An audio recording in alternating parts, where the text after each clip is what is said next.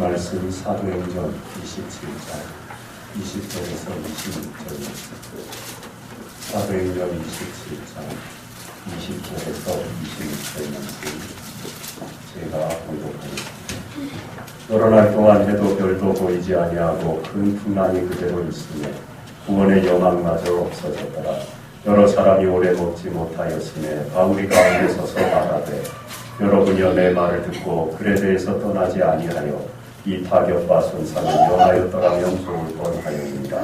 내가 너희를 권하노니 이제는 안심하라. 너희 중 아무도 생명에는 아무런 손상이 없겠고 오직 백분이리라. 내가 속한 바 곧 내가 섬기는 하나님의 사자다. 어젯밤에 내 곁에 서서 말하되 바울아 두려워하지 말라. 내가 가이사 앞에 서야 하겠고 또 하나님께서 너와 함께하며 하는 자를 다 내게 주셨다 하였으니 그러므로 여러분이여 안심하라. 나는 내게 말씀하신 그대로 되리라고 하나님을 믿노라. 그런즉 우리가 반드시 한 섬에 걸리리라 하더라. 아멘. 1912년 영국을 떠나서 미국 뉴욕으로 가던 타이타닉호가 빙산에 충돌해서 침몰했습니다. 2223명의 승선 인원 중에 1514명이 사망했습니다. 그리고 구명정 보트를 타고 몇백 명이 살기 있는데 그 보트도 모자라고 펴지지 않고 해서 차가운 바닷물에 뛰어들어 심장이 멎어서 죽은 사람도 많습니다. 그때 최후의 순간에 타이타닉호가 차가운 바다에 가라앉을 때 그 배 갑판 위에 8명의 밴드가 끝까지 한 곡을 연주했습니다. 그때 그 배 안에 살아있는 사람이 약 1000명 정도가 있었습니다. 그게 바로 우리가 잘 아는 찬송가 338장 내 주를 가까이 하게 함. 내 주를 가까이 하게 함은 십자가 짐 같은 고생이나 내 일생 소원 죽게도 나가기 원합니다. 그걸 끝까지 연주했어요. 우리 인생을 항해의 비유, 바다에 떠있는 배를 우리 인생에 많이 비유합니다. 그리고 누구나 이 풍랑이는 바다에서 복된 항구에 무사히 우리 인생이 다다르기를 원합니다. 그런데 항해를 하다 보면 풍랑을 만나지 않을 수가 없어요. 그럴 때 우리는 배를 잘못했나? 잘못된 방향으로 들어왔나? 괜히 왔나? 돌아갈까? 어떻게 할까? 생각할 때가 있습니다.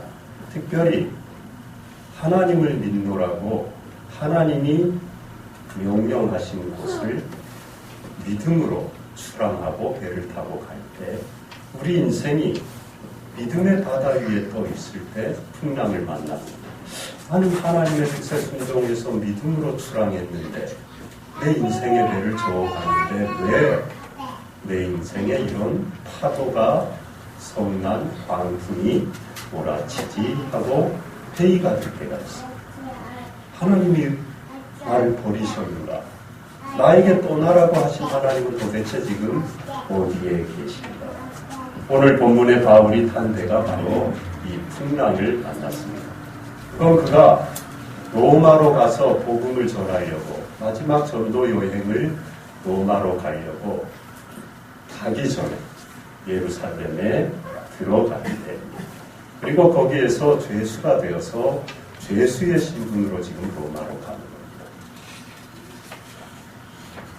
그리고 죄수가 된 건 그가 죽음을 무릅쓰고 예루살렘에서 언제든지 바울이 오기만 하면 잡아 죽이려는 이 유대인들이 있는 걸, 그 살기 등중한 그 사람들이 있는 걸 알면서도 가기 때문입니다. 사도행전 20장 23절입니다.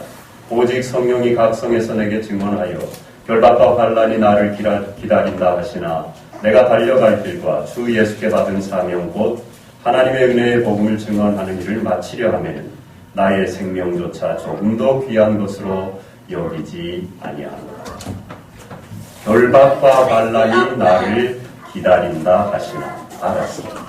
예루살렘에 들어가면 나는 죽을 수도 있고 옥에 갇힐 수도 있고 돌박강하여 다시는 복음을 전할 수 없게 될 수도 있다는 것. 유대인들이 살기 등등해서 지금 나를 잡아 죽이려고 하고 있다는 걸 알았습니다. 그리고 에베소 교인들을 비롯한 모든 성도들이 다 말렸습니다. 들어가면 죽습니다.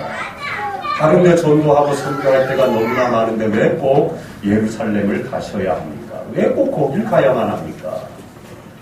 한 말이었습니다. 그러나 바울은 믿음으로 결단하고 예루살렘에 가고 거기로서 죄수가 되어서 가이사에게 상소해서 지금 죄수의 신분으로 재판을 받으러 로마로 갑니다.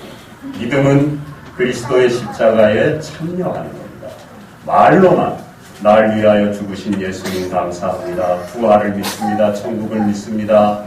십자가에서 내 모든 죄를 사해 주셨음을 믿습니다. 말로만 하는 게 아니에요. 그 십자가의 길에 나도 참여하는 것. 그게 믿음이고 그게 바로 바울의 믿음이었어요. 그래서 죽음을 각오하고 예루살렘으로 들어간 겁니다. 믿음은 하나님 나라의 가치를 위해 행동할 준비가 되어 있는 겁니다. 머리로만 사랑, 정직, 진실 이런 것들을 생각하고 입술로만 말하는 게 아니라 행동할 준비가 되는 겁니다. 내 힘으로 감당할 수 없어도 바랄 수 없는 중에도 바라고 소망을 가져라 하면 예 그렇게 하겠습니다. 도대체 사랑할 수 없는 중에도 사랑해라 하면 예 그렇게 하겠습니다.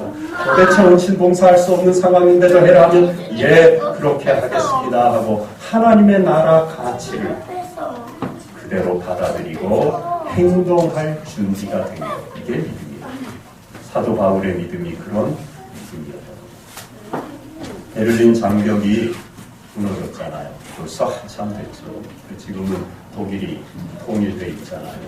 근데 이 베를린 장벽이 오래전에 세워졌는데 그 장벽이 세워지기 전에 원래 동독과 서독으로 갈라지고 독일이라는 나라가 한 나라였을 때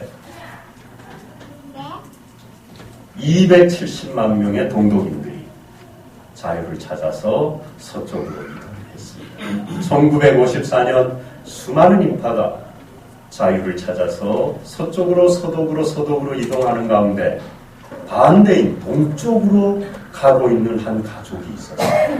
서독 출신의 호르스트 카스넌 목사님 가족이었습니다.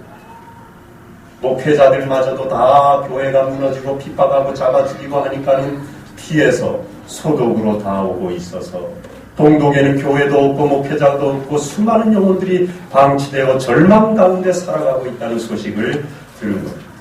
이 카스너 목사님은 서독에서 안정된 생활과 목회를 하고 있었던 분이에요. 그리고 당시에 함부르크에서 낳은 6살 된, 6주 된 신생아 딸이 있었습니다. 아직 핏덩거리와 같은 이 육주 된 딸 신생아를 데리고 아직 교회도 정해지지 않았고 거처도 정해지지 않는 동독으로 간다는 건 누가 봐도 무리한 일이었습니다. 그러나 그는 예수 그리스도처럼 낮은 곳을 향해 죽음까지 내려가시는 십자가의 길을 선택했어요. 오랜 세월이 지났습니다. 6주 되었던 그 딸이 바로 지금 기독교 정당 연합을 이끌고 있는 독일의 총리 앙겔라 메르켈.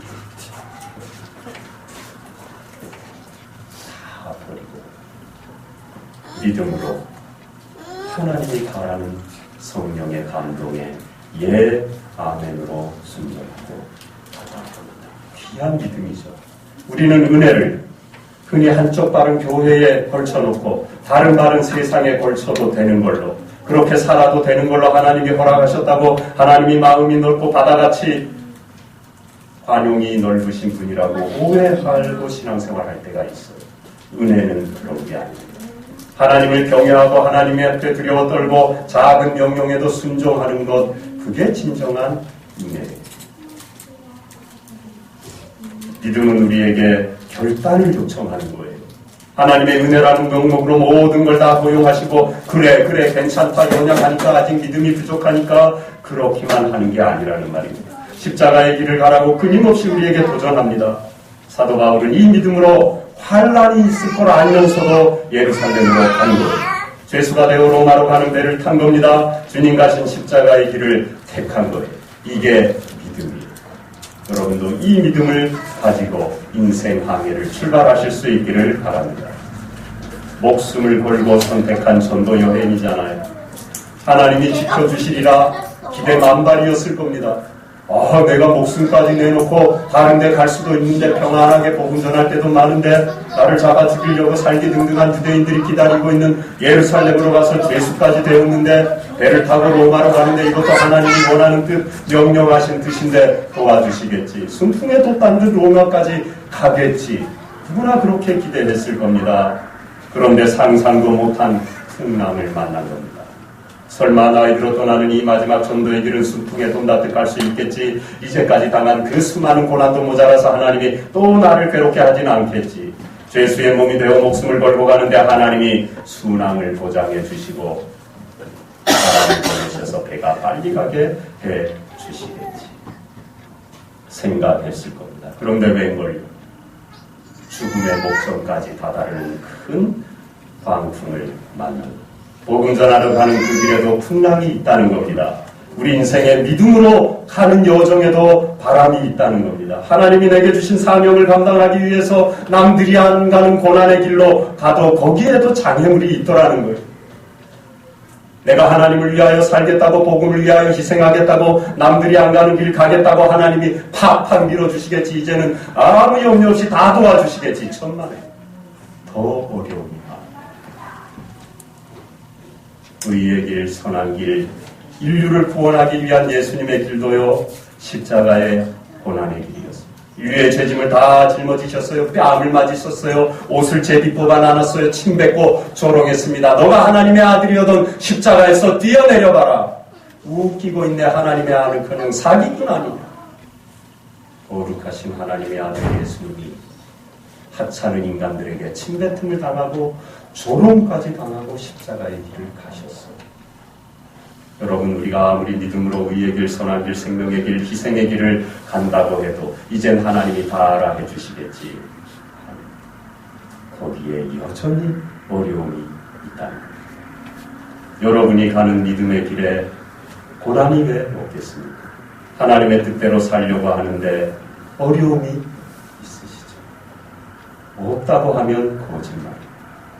여러분 혹시 그렇더라도 이상하게 생각하지 마십시오. 놀라지 마세요. 당연한 겁니다. 당연. 풍랑이 없는 것이 축복이 아니라 그 풍랑을 주님과 함께 믿음으로 헤쳐가는 것이 축복인 줄 믿습니다. 우리는 믿음의 길에 풍랑이 있다는 것을 기억해야 됩니다. 각오해야 됩니다. 대충 우습게 하나님 이젠 다 도와주시겠지. 그러다가 넘어지기 일쑤에 기도의 줄을 놔버린다고. 아무리 선한 길이고 의의 길이고 생명의 길이고 주님을 위하여 복음을 전하는 길이어도 어려움이 있다는 걸 명심해야 돼요. 이제 다 왔으니까 이제는 없겠지. 시집장가 다 보내놓고 손주까지 봤으니까 이제는 아무 문제 없겠지. 그렇던가요? 속 어려움은 있는 겁니다.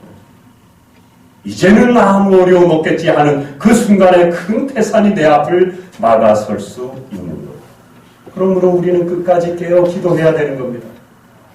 하나님을 바라보아야 되는 거예요. 바로 여기가 믿음이 필요한 자리예요.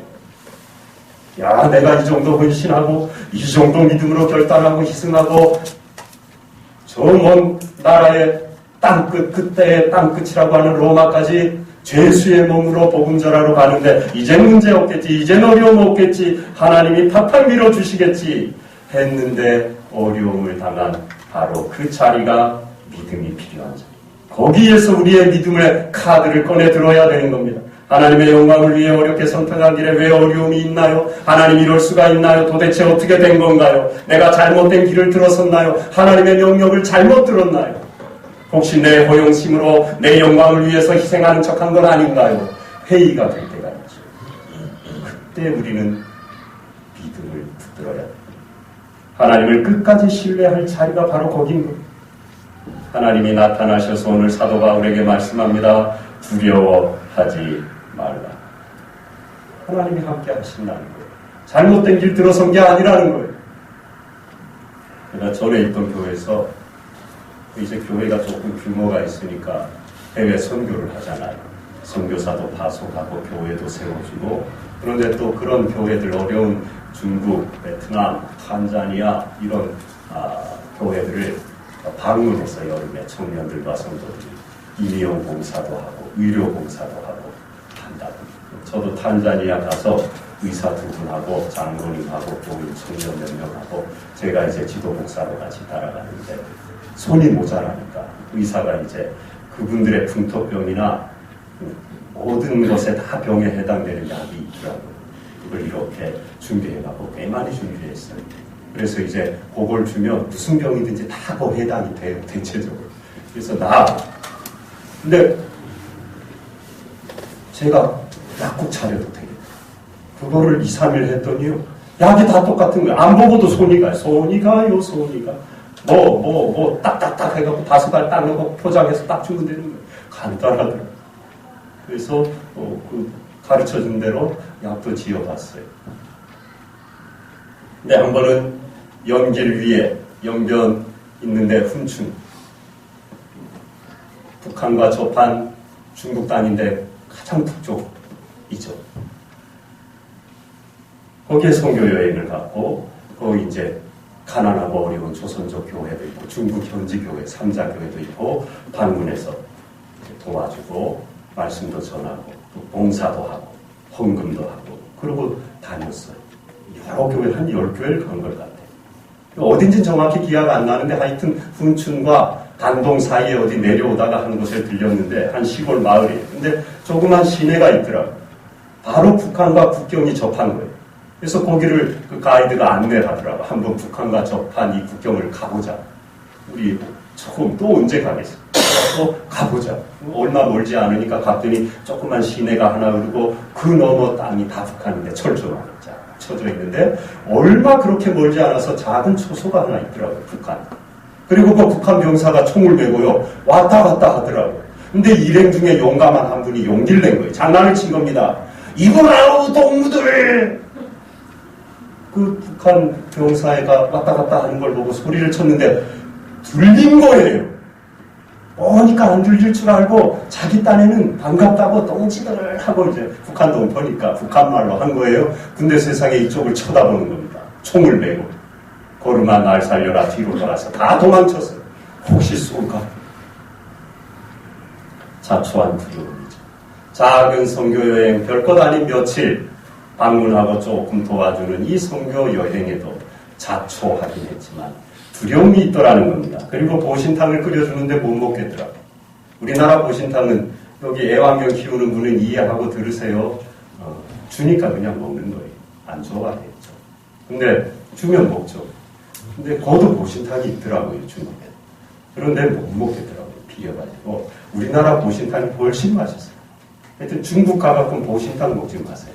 억지로 먹었어요. 사주는 건 안 먹을 수가 있어요. 또 다 먹었어요. 맛있다. 하나도 맛없는데 올라오려고 느끼해가지고 억지로 다 먹긴 먹었는데 식생활에도 어려움이 있어요. 안 먹을 수도 없어요. 다 먹어야죠. 얻어먹는 주제에. 여러분 바울은 지금 목숨을 걸고 선교여행을 가는데 왜 두려움이 없겠습니까? 또 깜깜한 바다에 별들조차 빛을 잃은 그 바다에 여러 날을 파도에 배가 엎어질 지경인데 왜 이 죽음의 두려움이 없었겠어요? 그러나 안심하라. 선원들을 오히려 위로합니다. 왜입니까? 로마까지 안전히 하나님이 데려다 놓으실 테니까 그걸 믿은 거예요. 25절에 바울이 고백하죠. 그대로 되리라. 할렐루야. 그대로 되리라는 걸 믿은 거예요. 하나님이 가라 그랬으니까 하나님이 어떤 풍랑과 어려움과 고난과 장애물이 있더라도 거기까지 나를 데려다 놓으실 것이다. 이걸 믿은 겁니다. 삶의 마지막까지 최선을 다해서 삶을 불태웠던 시인 윤동주. 요즘 동주라는 영화도 나와 있다는데 1943년 7월 14일 일본에서 유학생 신분으로 독립운동 가담했다가 사상범으로 체포되어서 1945년 2월에 해방을 보지 못하고 그 차가운 감옥에서 인생을 마쳤어요.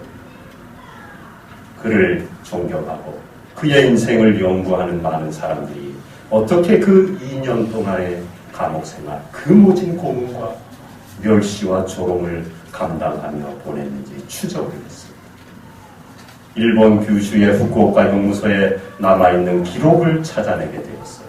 그리고 그 기록에 기록된 그가 최후의 순간을 앞두고 어떻게 살았는지 찾아냈는데 오직 한 가지 일에 몰두했다는 사실을 알 수 있었습니다. 거기 이렇게 기록되어 있었습니다.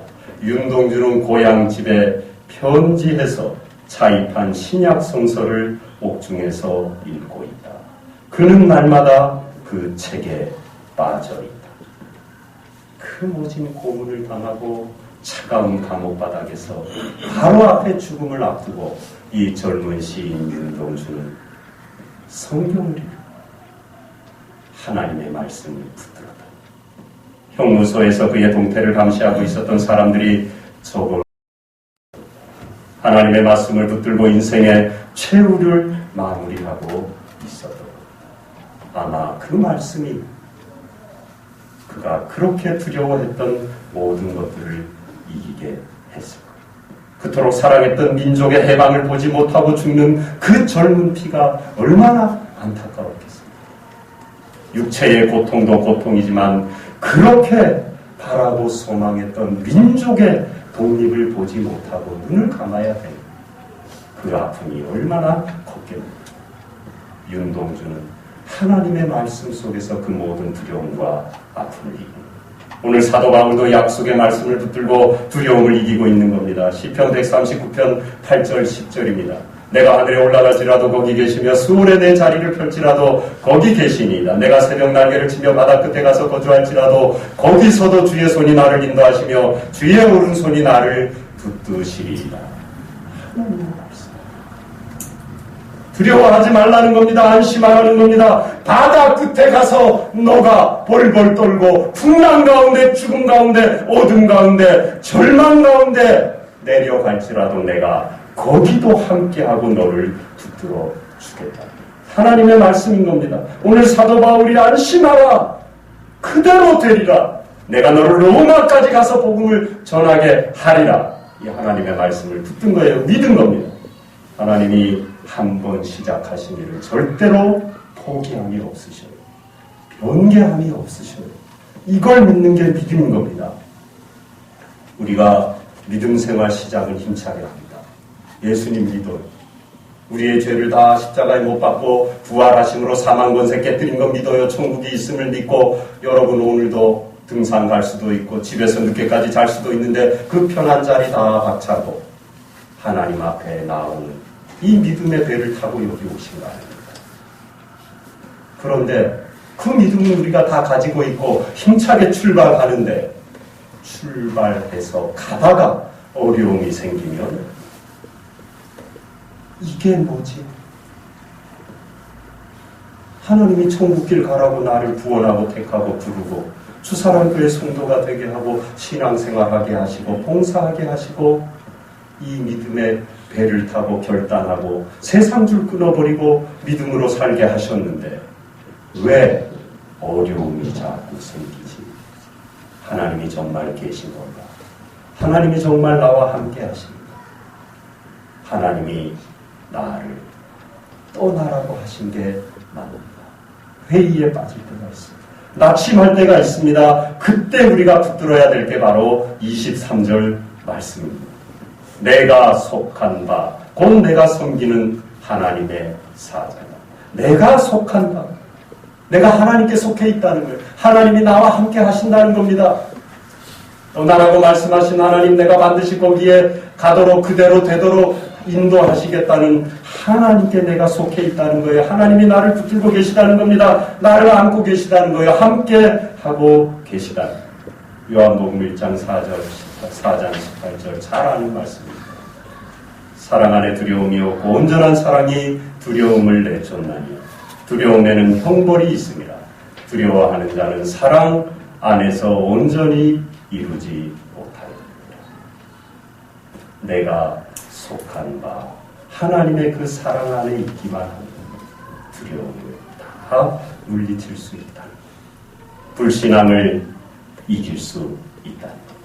어떤 풍랑이 밤바다의 어둠, 칠흑 같은 어둠이 절망이 나를 엄습하고 둘러쳐도 내가 하나님 안에 있으니까, 하나님께 속해 있으니까, 그 하나님이 나를 사랑하시니까 염려와 두려움을 다 맡기고 이길 수 있다는 것. 이 사랑 안에서 두려움을 이기시기를 바랍니다. 여러분, 하나님께 속해 있습니다. 염려하지 마십시오. 이 세상에 어떤 풍랑 가운데 있을지라도 내가 속한 곳은 하나님의 은혜, 하나님의 사랑의 장중이라는 걸 기억하시기 바랍니다. 그럼 모든 두려움과 절망과 갈등을 이길 수가 있는, 하나님이 여러분을 사랑하셔, 하나님이 여러분을 사랑하셔, 그 사랑 안에 거하기만 하면 되는 겁니다. 광풍 앞에 우리의 손과 무릎이 떨릴 때 하나님은 가만 내버려 두지 않으시고 찾아오셔서 말씀하십니다. 칠흑 같은 밤바다에 덮쳐오는 파도 앞에 우리의 마음과 인생이 무너져 갈 때 하나님은 내버려 두지 않으셔요. 다정한 음성으로 말씀하십니다. 바울아, 두려워하지 말라. 내가 가이사 앞에 서야 하겠고 또 하나님께서 너와 함께 항해하는 자를 다 내게 주셨다 하였으니 그러므로 여러분이여 안심하라. 나는 내게 말씀하신 그대로 되리라고 하나님을 믿노. 하나님이 말씀하십니다. 바울이 로마에 가서 황제 가이사 앞에 서고 복음을 전하는 것은 하나님의 뜻이었습니다. 바울의 소명이었습니다. 하나님의 명령이었어요. 힘들고 어려울 때 하나님은 바로 이 말씀을 기억하게 하십니다. 그 약속의 말씀을 다시 붙들기를 원하시는 겁니다.